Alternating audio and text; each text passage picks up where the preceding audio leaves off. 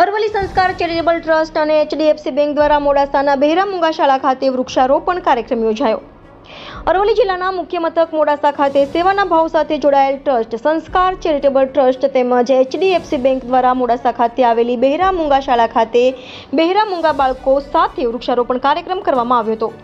તેમાં બહેરા મૂંગા શાળાના પ્રમુખ શ્રી ડોક્ટર ટીબી પટેલ, મંત્રી શ્રી મનુભાઈ પટેલ, ભાવેશભાઈ જયસ્વાલ, પરિનભાઈ જોશી, કદમભાઈ સંદીપભાઈ પટેલ, ગૃહમાતા દીપ્તિબેન ભાવસાર, એચડીએફસી બેંક તરફથી પરેશભાઈ જોશી તથા તેમની ટીમ, સંસ્કાર ચેરિટેબલ ટ્રસ્ટ તરફથી ફાઉન્ડર વંદન રાવલ, પ્રમુખ વિશાલભાઈ જોશી, ઉપપ્રમુખ શુભમ શાહ, સહમંત્રી પ્રતિકભાઈ અને સભ્ય શ્રી રાજ દરજી, જય શાહ ઉપસ્થિત રહીને કાર્યક્રમ સફળ બનાવ્યો હતો।